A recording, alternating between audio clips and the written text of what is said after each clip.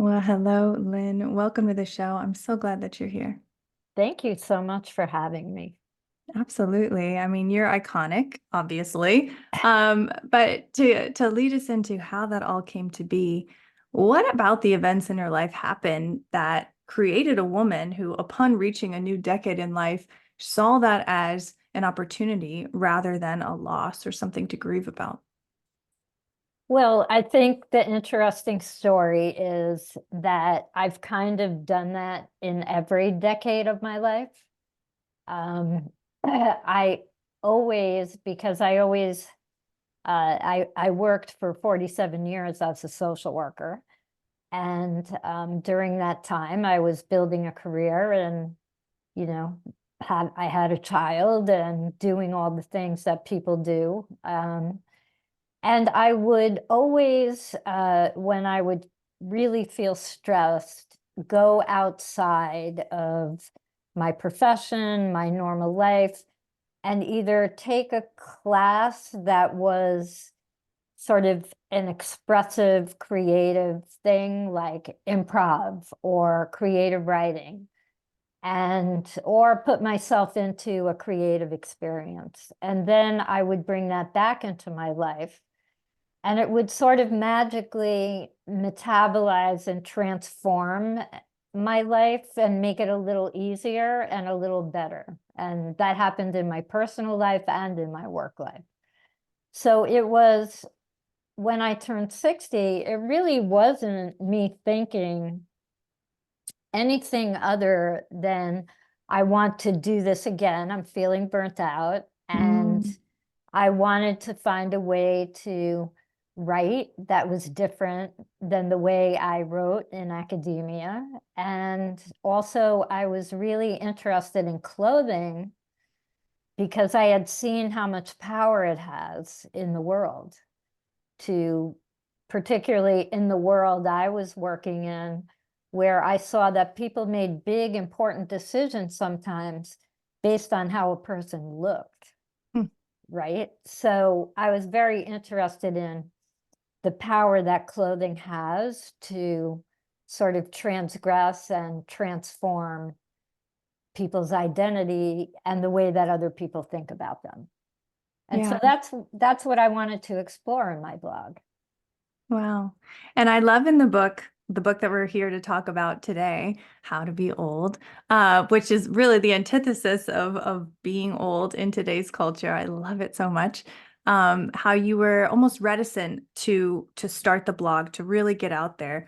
And then your partner was like, just do it already. And so you did it. And then it just grew into this phenomenon. Was there ever any other points when you were really starting to blossom and grow and get all of this attention that you did feel a bit reticent, that you didn't want to be fully seen? And how did you push past that?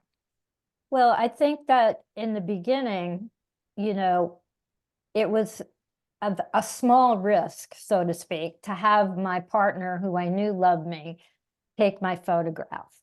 But I never really liked having my photograph taken. My family doesn't have a lot of photographs of me. And so the way that I managed sort of that initial tiny risk was to wear sunglasses. And so the sunglasses were sort of a way that I could maintain a little bit of privacy, sort of not give my whole self away. And it made me much more comfortable as the risks became even larger. Yeah. And I remember an incident in London. Shortly after I was signed by a modeling agency, I had an interview on BBC television, which was the first time I had ever appeared in my life on television. I presented at conferences. I was not afraid of, being in public, but I was so nervous. And they had told me to take my sunglasses off because they didn't want the glare. Mm. And what ended up happening is my agent was with me and she literally had to tell them, you need to let her put her sunglasses on because otherwise, like I was completely like a deer in headlights. And Mm. so they did. And I was able to get through the interview. And over time, I got a lot better at it, right? At anything that you get a lot of practice at. But, I think what made it feel very risky, and partly why I left, which is the end of the book, is that once you get to a certain place in the public eye, that sometimes you lose control of the narrative that you want to tell. And so that really happened to me. Society kind of positioned me as this image of how women should age. And I think initially we really had to have a lot of positive images because ageism is so great and the fear Right. of aging is so great. But I think we've gone a little too far in terms of now there's this image of age, of older life, where you're kind of ageless and you have a lot of money and you're doing whatever you want and you're 100% perfectly fit and you don't need anything. And that's not really a realistic picture of aging for the majority of aging women. And Mm. so I think we have to get a little bit better. I mean, one of the things that I love about your project and a lot of other young women now who are writing about motherhood is that you're kind of blowing up that idealized, fantasy Right. of motherhood. And you're kind of saying, no, this is what it is, right? It's labor, particularly during the pandemic. You spent so much time on this need for self-care and mindfulness, which I think comes from that confrontation about, it's not as idealized a state as everybody thinks it is. And I see a big parallel with aging Well, I love, because, yeah. yeah, because there are, you know, I, basically what I say is that it's like any other time of your life, and my book is a decade of a life. And in that decade, I experienced the same things that I experienced in every other decade of my life. So I had challenges, I had opportunities, I had role changes, my body changes. But as women, from the time we entered puberty, our body is changing. It changes Mm-hmm. when you're pregnant. It changes in menopause. So to me, we shouldn't make the changes and the challenges and the opportunities of aging be so different than all the things that we experience earlier in life. And then you bring with you this knowledge, well, hey, I successfully responded to all of those things throughout my whole life. What makes you think I'm not going to be able to do it when I'm old? Right. And that seems to be, I think, the greatest barrier to a lot of people. I mean, like you say in the book, we're all following this narrative of what we think motherhood should be, what we think aging should be, what we think marriage should be. And then it's like when that doesn't meet up to these expectations, then we're like, well, something's wrong with me, or, I'm just failing at this thing going on in my life right now. But I love when I was reading your book, you say that you're a rebel, that you're a refuser, that you're belligerent. And I was reading it and my husband was sitting next to me. I'm like, I am her, she is me. I mean, everything you were saying, I was like, yes, yes, yes. Because even when I became a new mom, I was like, I'm not going to lose myself in this. I'm not, I mean, it was definitely a struggle, but I held on so tightly to the fact that I wasn't going to you know, just toss my body out the window and toss my sense of self out the window. And I see that parallel so much in what you're doing. Can you talk about being a belligerent woman and what you mean when you say that?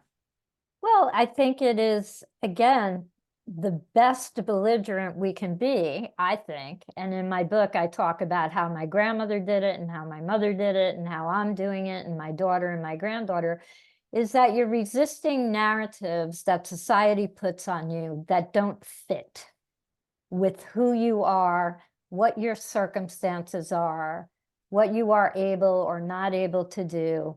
And you're really saying, you know, this is my version of the narrative. And so I think that there's so much research out there about something called narrative identity, which is how we make sense of ourselves and our lives. And it actually, when you own your narrative identity, when it is coherent for you, it research shows your well-being is dramatically improved. And so what happened for me is that over time, I think in the beginning of my project, the first 4 years, I was controlling the narrative. And then at some point, I lost control. Mm. And so when it got to the point where people were putting me into articles, calling me senior influencer, Instagramma, plus being in the whole Instagram influencer world, I just said, this is not my story anymore. This is not who I am. It's not who I want to be. And I'm quitting. And Wow. so this sort of new narrative about me is really someone who is a writer, which I have always wanted to be my whole life. And I guess I did lose myself in my sort of family caregiving responsibilities and in my career. And so it was always put, you know, on the shelf.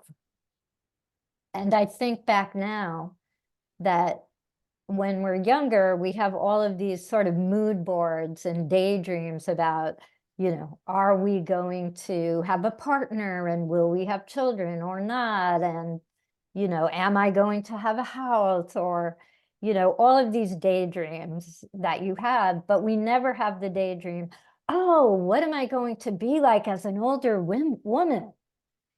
And I think during the hard times of balancing all that in my 30s, if I had a moment when I was feeling bad that I couldn't write, that if I had been able to say to myself, you know what? When you are 70, you are going to publish your first non-academic book. And I think I would have had so much comfort from that. Mm. I would have said, okay, I'm going to get through this and I will have my moment. But we don't, you know, that's my big advice to younger women right now is start making a mood board about how you really want to be old. So do you want to spend 4 hours with a trainer? Do you want to be using your time to try to look young when the fact remains that you're going to get old? It's inevitable. If you're Or would, lucky. yes, if you're lucky, it's a privilege. And so, or would you rather have money in the bank and good enough health because you've taken care of your health when you're young, right? Not obsessively because of your appearance, but just because you want to have a healthy life, you know, then you have this sort of bank of opportunities when you're old. But we spend so much time and money and labor being afraid of it and trying to stave it off that you're not going to have the resources or the energy or the sort of joy that you might have when you're old if you really stop being afraid of it. Yeah, absolutely.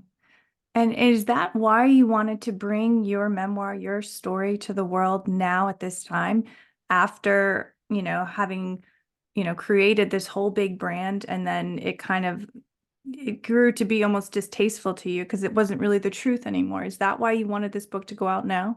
Yes, because I wanted people to see sort of some of I was quite impacted by being a social media creature, where I was, once I made the transition from blogging to being an influencer on Instagram, is when everything started going south. Hmm.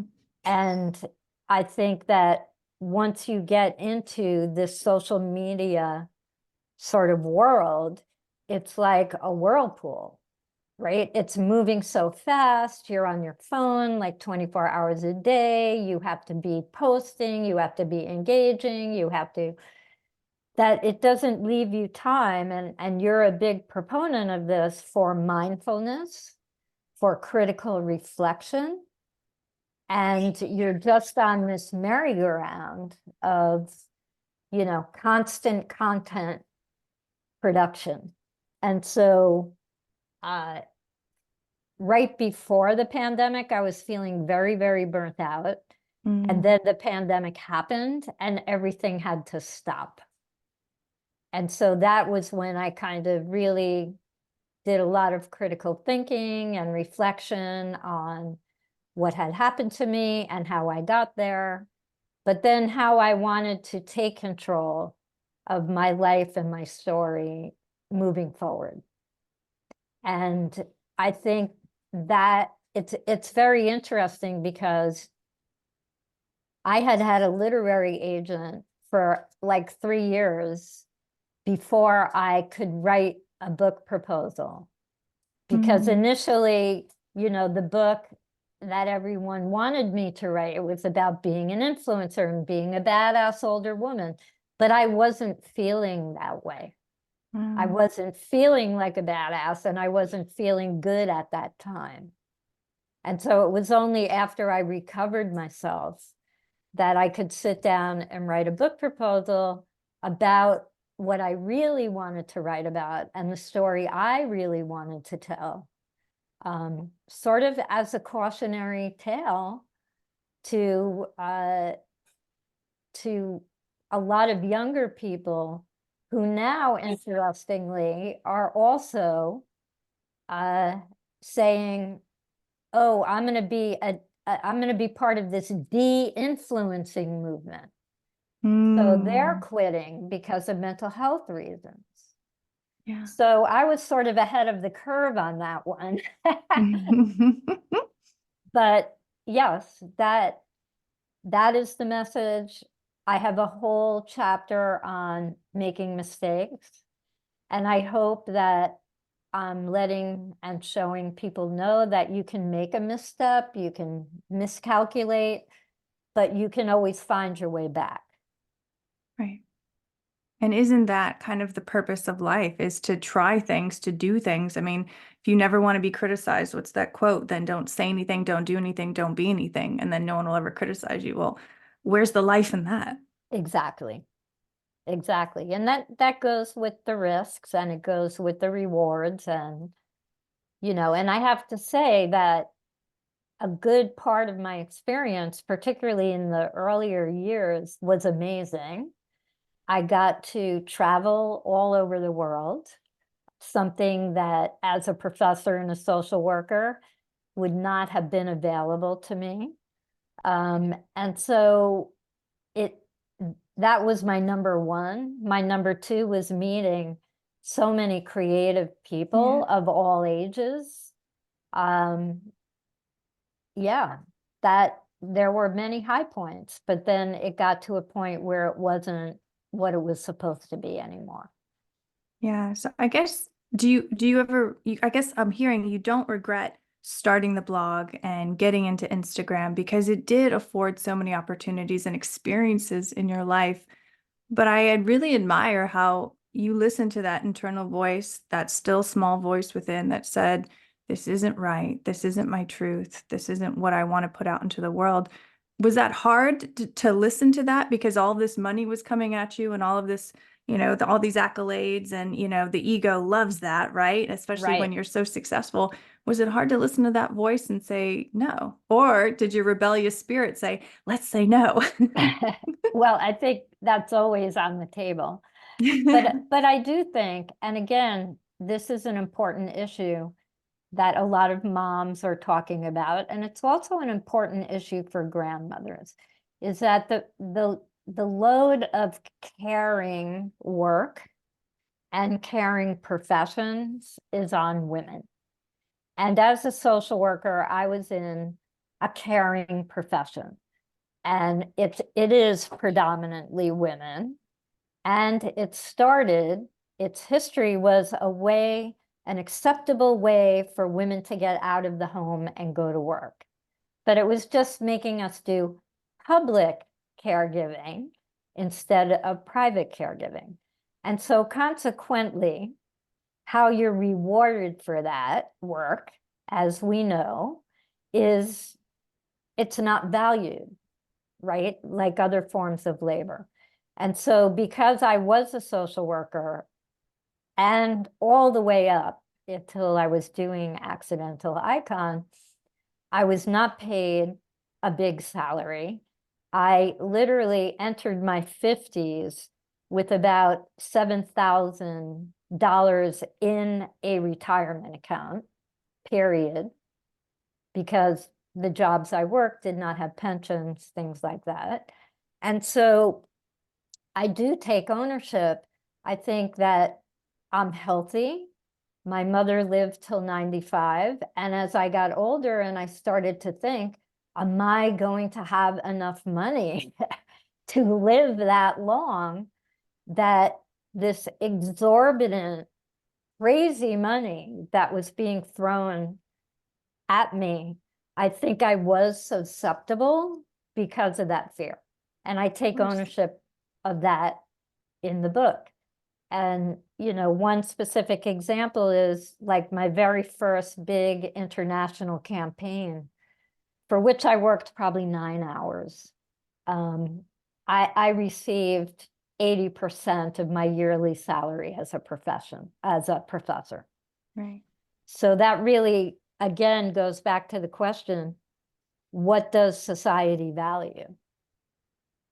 And so, you know, the honest answer is that it wasn't like one day I said, well, you know, I'm not doing this anymore. It was sort of, I had to like wean myself off it. Mm-hmm. And fortunately, because I was so terrified, you know, I had a lot of people saying, well, invest it back in your brand, the money you're making, like hire a team and get professional videographers and, you know, hire designers to redo your website. And because I was in it from that scarcity view, I did not do those things. And so I certainly feel a little more confident about that I can take care of myself as in my older years.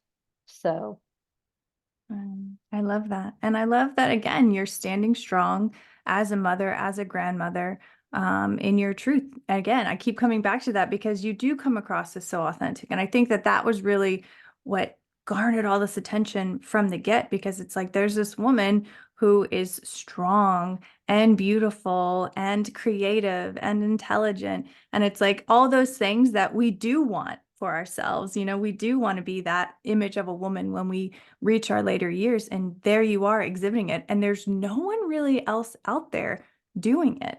Now, do you still feel kind of a responsibility to be this standard of what a woman should be?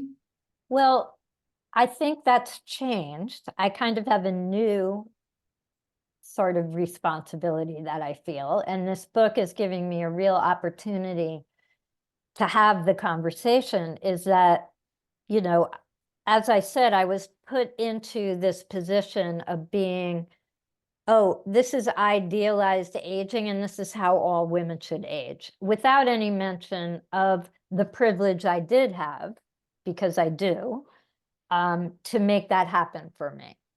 And I think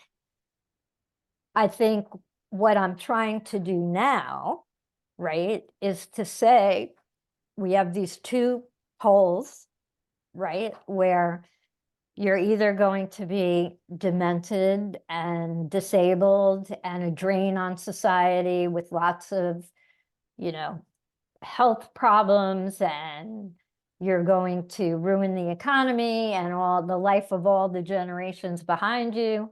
And then, as I said, you have this very like ageless, perfect aging person. And so I feel like my responsibility now is to convey the middle, which is 100, it's like 80% of all women who are aging right now, right? Many of them have under 6-figure incomes because they're on fixed incomes. But many of them are living within their means to still have a meaningful and sorry, that's my daughter, a meaningful and creative life. And so that's where I want to situate myself. I want those stories to be represented, and through my writing and through my sort of putting forth those sorts of stories, that I'm hoping I want younger women to really know what they're getting into. And just like younger women are doing now about this is the truth of motherhood, this is the truth of marriage, this is the truth of divorce. I want to be an older woman who is saying, this is the truth of being older. And I think as younger women are becoming, I'm hoping, less fearful of being older, that they're more willing to ask the questions that they're afraid of. And, you know, it was interesting. I had an interview the other day, and it was a younger woman who is trying to work through her fear. And she asked me, it was so powerful. She said, well, you're 70. Do you think about dying all the time? And that's a really deep question, right? And probably in the back of a lot of young people's mind is this fear of death, right? Which relates to fear of aging. And it's very interesting because, like anything else, you know, there are times that I will wake up at night and think, okay, it's coming. But the flip side of that is that it makes me live my life more urgently, to savor every moment, to take nothing for granted in ways that I did when I thought, oh, I have a whole lifetime to figure that out. So I would be lying if I said that I didn't think about it, that I didn't wonder about it, that I didn't think about how it will happen. I think it really was helpful that I was present during the last days of my mother's life and at her death. So I have an image of it. But I think if you know that, if you know the hard parts of being old and the good parts of being old, that you can much more successfully prepare yourself to enter that time of your life in a way that's going to be really meaningful and important to you. No, so beautifully said. And I love how in the book you do address that. You are almost giving us through your own story a road plan, you know, of how it should go or how to at least optimize your own personal journey. Do you have any kind of advice that you want to leave with the listener to kind of create that beautiful life for themselves? What can we all do to create lives that we love? I mean, everyone's so individualized. But are there certain things that you incorporated in your life that are like, man, that was really good. I'm so glad I did that. Well, I think, again, it's always, there's two things, right? Is really making time in your life to be reflective about what you're doing so that you can change course if you need. But I think the other thing is creativity. And I think people think creativity is, oh, I'm going to be a painter or, you know, a photographer, but particularly moms, right? I watched my own mother. She had 6 children, not a lot of resources. She was the most creative artist I ever met in my life. Mm. because she could take anything and sort of turn it around. Like a cardboard box could become this incredible Halloween costume where you were a Jack-in-the-Box, and she had made these beautiful turquoise and orange diamonds all over it, and you had the best costume in the class. And I think mothers and women every day are doing creative things, like maybe they're cooking something and they decide, you know what, I'm not going to follow this recipe, I'm going to put this in. That's creativity. Mm-hmm. And so I think really using the creativity that's innately in all of us to really think about and respond to the challenges that life can bring, that is my biggest thing. And again, as I said before, you should go do mood boards of what kind of older woman you want to be. Where do you see yourself living? What do you see yourself doing? What are the relationships in your life? What are the things that you might not have time for now, but that you'd like to explore? And make it be something. And again, part of that planning is, okay, what's going to happen if I end up in a wheelchair? How does that implicate where I live, how I live? At some point, you know, one of the reasons we moved to Peekskill, it's a very small walkable city, is that at some point we realized, well, we might not be able to drive, but that doesn't mean we can't go to our coffee house and see all Mm-hmm. our friends. And so there's some things you can plan for, others are very unexpected, but that's life, Right. right? That happens to you now. Right. Yeah, I think that's kind of the theme I'm getting from this conversation is that you always have to be adaptable. You always have to be creative to get through the ups and downs of life. And why would that change when you reach a certain age? You don't push that off. It doesn't end. Life never ends until Right. the final ending. And here's the thing about it. By the time you do get to my age, you have so many skills and so many experiences and so much confidence to apply your knowledge to these challenges.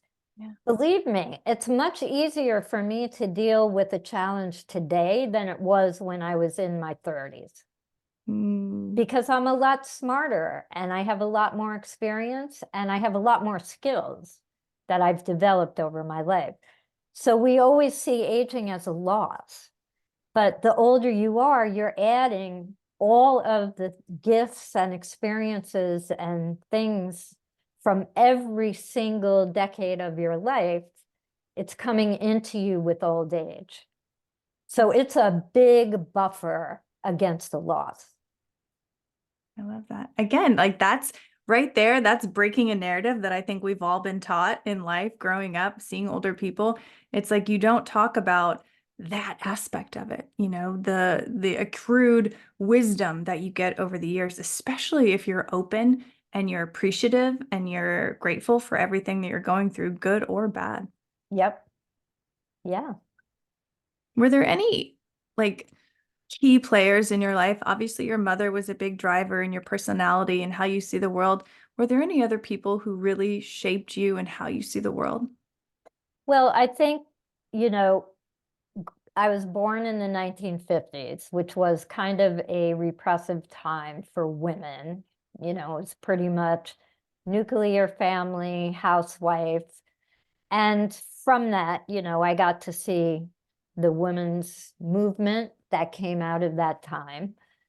But I think my grandmother was very rebellious and she went outside of the usual gender roles. My mother did it in her little, uh, you know, like my name, Lyn, is the masculine spelling of the name Lyn. The Hmm. feminine spelling is Lynn. And so she had her little moments Hmm. of rebellion.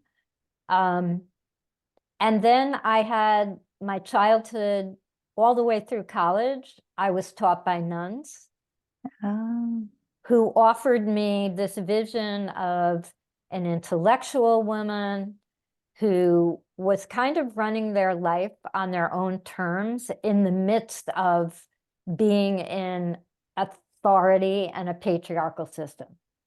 And I would watch how they would navigate that, right? And sort of, again, it was, I've seen these women in my life pressing to tell their own story in spite of the story that society wanted to tell about them. And all of my mentors throughout my career have been women like that. Mm. And as a professor, I was like that. I challenged my students to say, well, why do you have to do it that way? Who says? And here's the parameter you have to stay within. But let's look at 800 other ways you could do that than the way you're being told to. That is not feeling good to you. Yeah. Yeah. I love how you say in the book, you would have to go to these meetings and they're like, this is how it's going to be. And then you would just close your door and do it the way you wanted to do it. But that's what students need. That's what all young people need, is a way of thinking differently about age-old problems that, aren't getting solved because we've been doing things the same way. Yeah, exactly. And I think I had the smallest reading list. I literally would just assign one reading, but then my PowerPoint would be questions about the reading. And then I would say, okay, if you didn't read it, pull it out, go find the answer, because over time, college students don't read what's on those ridiculous reading lists anyway. Mhm. Or I would say, if we can't answer the question, go on your computer, let's start looking it up. And then we're going to look at, how do we know if we can rely on this or not? And so I never did textbooks. That was sort of my way. Yeah. And that's how you teach people to think in creative and problem-solving ways. Beautiful. Well, you are continuing to do that with your book. It comes out in mid-March. I'll probably release this episode right around that time, so it's all coordinated. Oh my gosh, we are almost out of time. Lyn, if there were any final message that you would want to leave with the listener today, the woman tuning in, about your life, about the book, about anything you feel called to share, what would that be? That as a woman in our society, and it's particularly right now, there are a lot of people trying to impose how you should live, what you should do with your body, all sorts of things. And that being clear about what your story is and holding firm to that story is something that I think is the most important thing that you can do. Oh, beautifully said. Lyn, thank you so much for this book. I love it so much. My husband's going to get tired of me talking about it to him, but it's like, it's just truth ringing out. And I just align with that so much. So thank you. Thank you for coming on the show and sharing your wisdom with us today. And thank you for, I wish you had been around when I was a mother. Mm. It would have been helpful to me. Honestly, that's why I started this, is because I needed some kind of centering, some kind of anchor in the storm of new motherhood. So out of that came this. Well, congratulations. It's a great project. Oh, thanks, Lyn.